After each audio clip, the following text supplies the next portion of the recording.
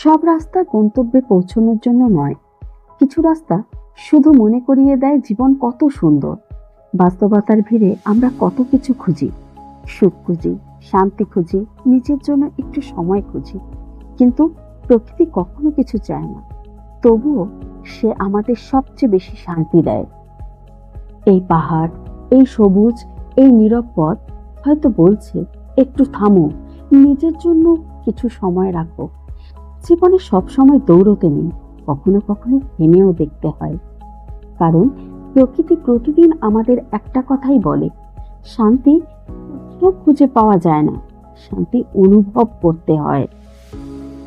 জীবনের সবচেয়ে সুন্দর মুহূর্তগুলি প্রায় কোনো না কোনো গন্তব্যে নয়, পথের মাঝেই লুকিয়ে থাকে।